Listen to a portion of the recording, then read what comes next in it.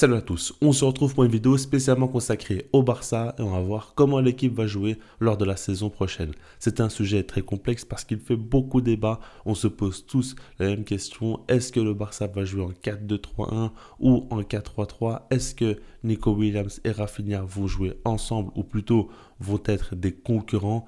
Plein de choses à observer. Et justement, par rapport à ça, on sait que le mercato n'est pas fini.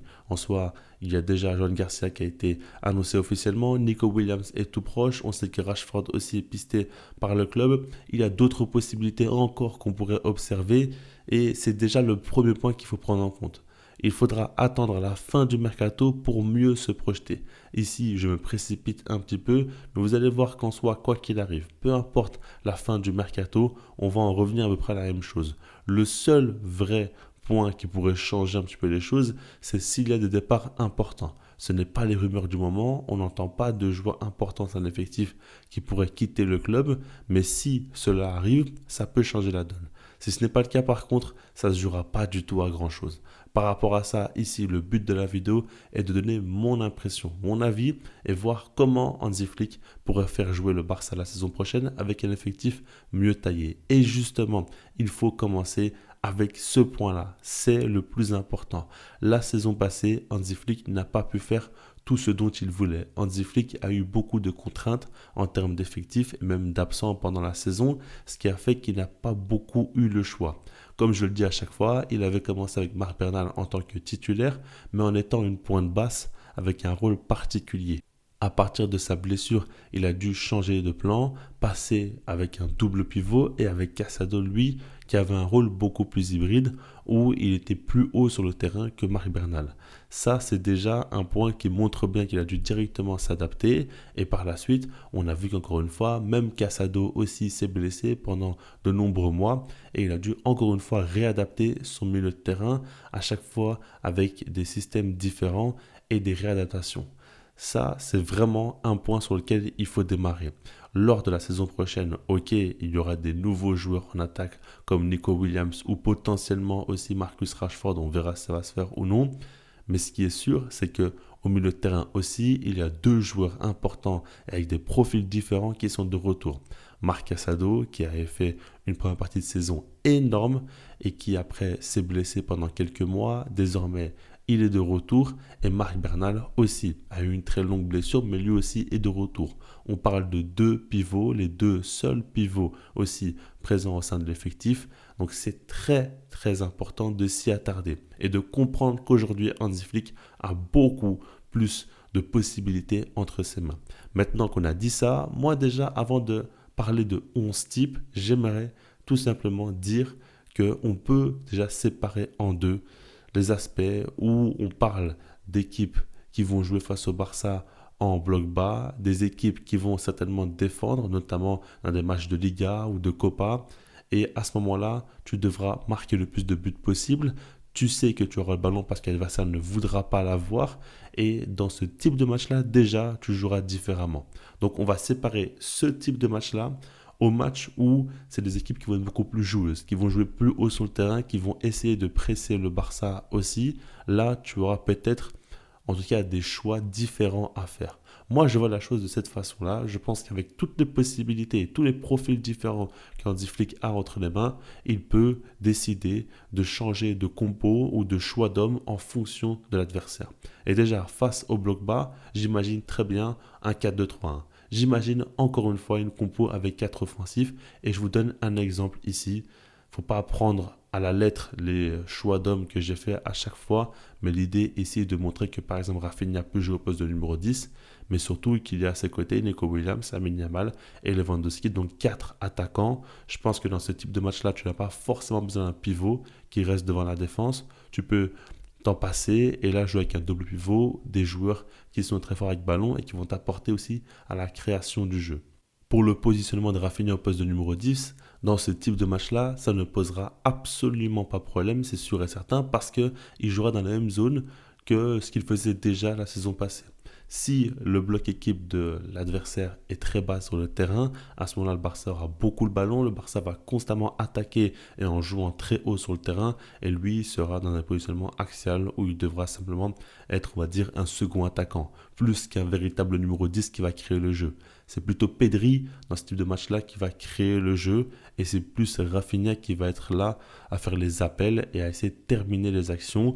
Donc ça lui correspond parfaitement. Je n'ai pas de doute là-dessus. Donc on peut très bien imaginer ça dans ce type de match-là où tu veux marquer beaucoup de buts, où tu joues face à une équipe qui n'est pas joueuse justement. C'est ok, il n'y a pas de souci. Maintenant, si jamais tu joues face à une équipe beaucoup plus joueuse et qui va te chercher beaucoup plus haut sur le terrain, là, je vous propose autre chose, cette fois-ci un 4-3-3 avec un pivot. Ici, je vous montre un exemple. Là, j'ai choisi Marc Bernal au poste de pivot, mais ça peut très bien être Marc Casado aussi. Et puis, on peut imaginer la chose de plein de façons différentes. Là, par exemple, je n'ai pas mis Nico Williams et j'ai mis Rafinha au poste d'ailier gauche avec Lewandowski et Lamine Yamal. Mais on pourrait limite aussi imaginer Rafinha au poste de numéro 9 ou de faux numéro 9, ça dépend de chacun, et Nico Williams au poste d'ailier gauche. Il y a des possibilités qui existent. Encore une fois, le choix des hommes, c'est différent. Là, c'est important parce que Rafinha n'a jamais joué dans ce poste de numéro 9. Donc là, c'est vraiment un choix fort. On en entend beaucoup parler et c'est une possibilité. Quand je parle de numéro 10 pour Rafinha face à des blocs bas, je précise bien, je n'ai aucun doute.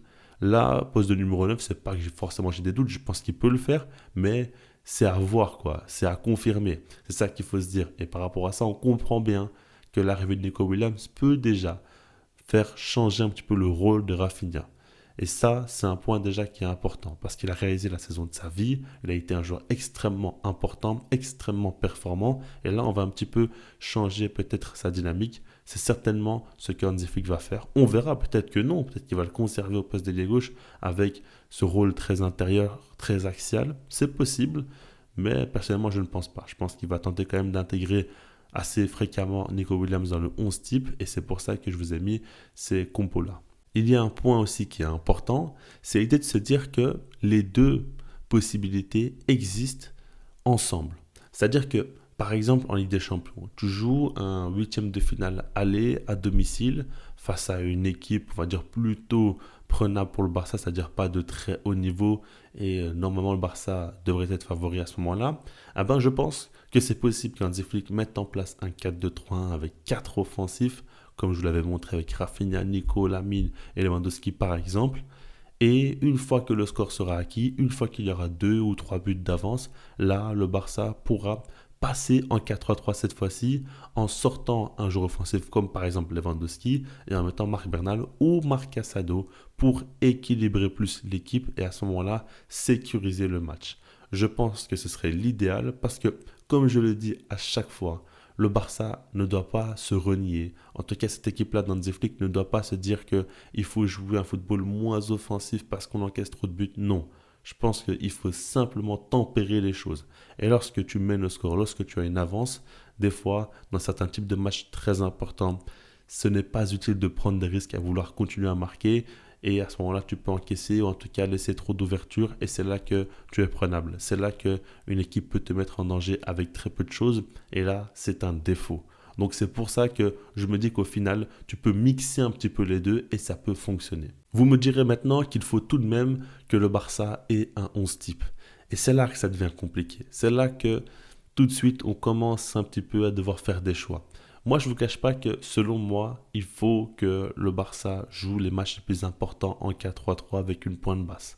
Parce que je pense que ce qui a manqué la saison passée, c'est un peu plus d'équilibre ou un peu plus de joueurs à la perte du ballon capables de récupérer très vite et très haut. Et un numéro 6 excelle là-dedans et a toujours été important.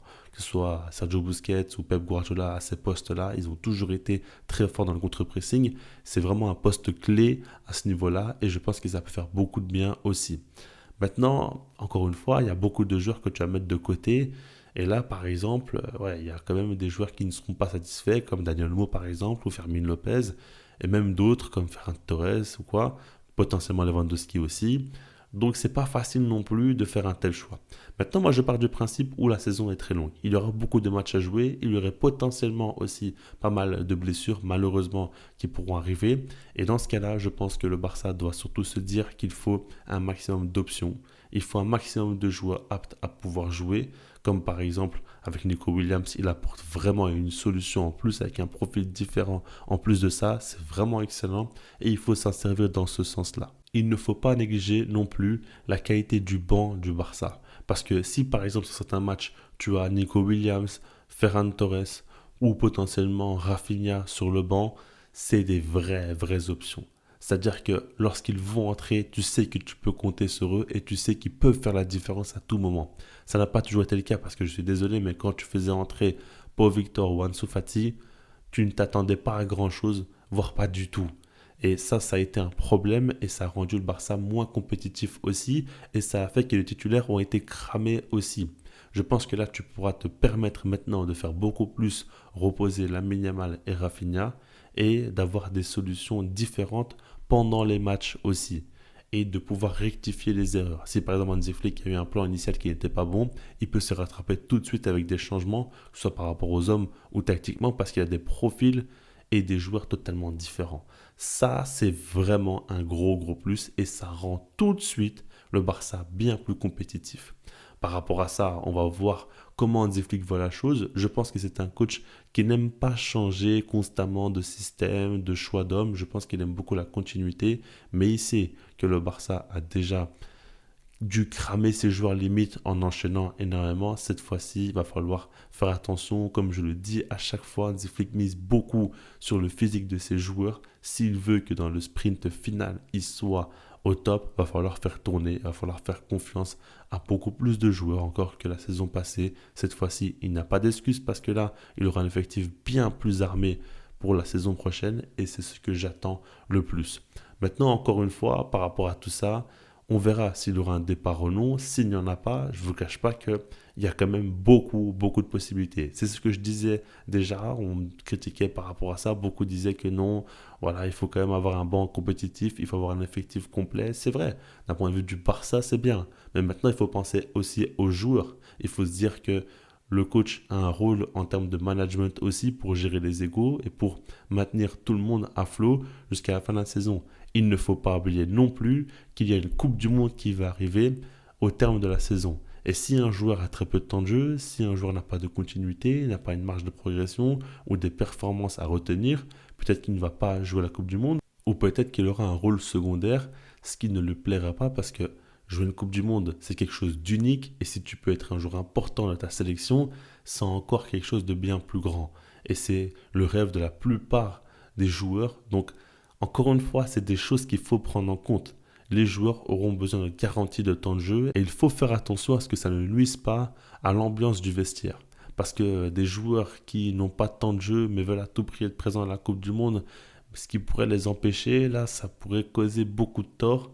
Donc attention à cela. Il faut vraiment que Hansi Flick sache ce qu'il veut mettre en place. Moi, je pars du principe où il ne faut pas tout chambouler. Il ne faut pas complètement changer de système, jouer un football encore plus offensif ou bien passer à une défense à 3 ou quoi. Non, moi, j'ai même pas envie d'imaginer tout ça. Je pense que le Barça était tout proche de réaliser le triplé historique, de remporter à nouveau avec des champions, ce qui n'avait plus été fait depuis plus de 10 ans désormais. On était vraiment à rien de le faire et désormais, ce n'est pas maintenant qu'il faut tout changer. Il faut simplement apporter des ajustements en fonction de l'adversité et des circonstances des matchs, encore une fois. Si tu joues face à un bloc bas, si tu joues face à une équipe qui va te chercher beaucoup plus haut, si jamais tu mènes déjà au score, ou bien si par exemple tu es mené au score, il reste beaucoup de temps de jeu, là tu peux mettre l'armada. Il y a beaucoup de possibilités dans tous les sens à observer et je pense qu'il faut s'en servir uniquement comme un ajout qualitatif, un bonus en plus, mais pas se dire que malgré tout ça, enfin en tout cas par rapport à tout ça, il faut tout changer. C'est comme ça que je vois la chose. Et par rapport aux 11 types, encore une fois, il faudra aussi observer la forme des joueurs. C'est évident. Si par exemple Lewandowski commence la saison avec 3 triplés de suite, quoi qu'on en dise, son âge ou pas son âge, même si dans le jeu il n'apporte rien, s'il claque des triplés match après match, bah, il sera titulaire. Si Rafinha il commence la saison tout de suite, bam, banger, il met un quadruplé, ouais, il montre que c'est lui qui doit jouer. Si Nico Williams arrive et tout de suite, lui aussi, il met un triplé, voilà, je vais un peu dans l'extrême, hein, vous comprenez là où je veux en venir, mais là j'exagère. Mais ce que je veux dire par là, c'est que s'il y a un joueur ou deux qui sort vraiment du lot et qui montre que ouais, il mérite sa place en tant que titulaire, ah ben, il la gagnera malgré tout ce que je vous ai dit. C'est comme ça, c'est la loi du football aussi. Si par exemple Fermin Lopez vient et met un quintuplé, le type qui exagère trop, là vous avez compris, encore une fois, c'est la même chose. Mais moi je pense que par exemple dans l'équipe, il y a Lamine Yamal et Pedri qui doivent à tout prix jouer, peu importe le système de jeu, l'adversaire, je ne sais pas quoi. Oui, bien sûr il faut les mettre au repos, hein, mais s'ils sont aptes, en tout cas s'ils sont à 100%, il faut qu'ils jouent. Après bien sûr en défense c'est des Koubarsi, Koundé, ça. Il y a beaucoup de joueurs importants, mais je veux dire au milieu en attaque, parce que c'est vraiment les sujets du moment, il y a Pedri et Lamine Yamal. Parce que en soi, si par exemple le Barça joue un 4-3-3 avec une pointe basse, croyez-moi, il y a un joueur dont vous allez revoir le visage et vous allez comprendre qu'il peut vite redevenir important, c'est Gavi. Parce que oui, au poste de relayeur avec une vraie pointe basse, il pourrait faire beaucoup, beaucoup de bien et je suis persuadé qu'il serait à un très haut niveau et que là, il sera dans les meilleures conditions. Dans un double pivot, c'est pas ce qui lui correspond le mieux, mais dans un milieu à 3 en tant que relayeur aux côtés de Pedri en plus de ça, ouais, ça peut faire très très mal aussi. Je dis pas qu'il va mettre sur le banc de Young, mais en tout cas, je dis que c'est une possibilité à analyser aussi, mais c'est très bien. Le Barça est fourni plus que jamais. À part en défense, où là, c'est léger au niveau des latéraux. Et en défense centrale, il n'y a pas beaucoup d'options. Très peu d'options fiables aussi. Ça, c'est un vrai problème. Mais on verra justement quelle sera la fin du mercato du Barça. Et c'est pour ça, encore une fois, que je vous dis que s'il faut vendre un milieu de terrain ou un attaquant pour pouvoir être encore plus compétitif sur la ligne défensive, c'est important. Et c'est peut-être là que va se terminer la saison de manière positive en tout cas. Parce qu'on dit à chaque fois que les attaques te font gagner des matchs, mais les défenses te font gagner des titres. C'est très très très important. Joan Garcia est arrivé, c'est un nouveau gardien, on ne sait pas trop à quoi s'attendre. Peut-être que sa première saison va être difficile, qu'il va pas bien digérer toute cette pression et qu'il va faire des bourdes encore pires que Ter Stegen. Peut-être qu'il va être le Manuel Neuer Prime, je ne sais pas. Ça, on ne sait pas imaginer. Donc, ce serait bien en tout cas qu'on ait une défense un peu plus fiable encore devant lui. Je trouve que la défense type est très bonne. Avec Baldé, avec Koundé notamment sur les côtés, ça fait beaucoup, beaucoup de bien. Mais dès qu'il y a un ou deux absents, le niveau, en tout cas, il baisse de deux ou trois crans. Ça, encore une fois, il faut le prendre en compte aussi. Donc, c'est pour ça qu'au final, on va regarder la fin du mercato. On verra quel sera l'effectif final pour la saison.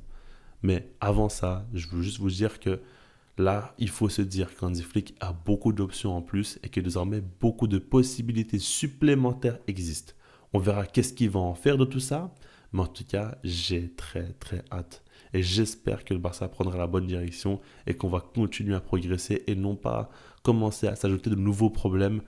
Là, c'est quelque chose qui ne va pas du tout nous plaire, évidemment. Dites-moi vous ce que vous en pensez. Au lieu de me parler de votre 11 par exemple type pour la saison prochaine, dites-moi surtout les choses que vous aimeriez voir. Plus de contrôle, plus de maîtrise ou bien plus d'assurance défensive ou encore plus un jeu offensif, je sais pas. Dites-moi tout ce que vous voulez et puis sinon moi je vous dis peace.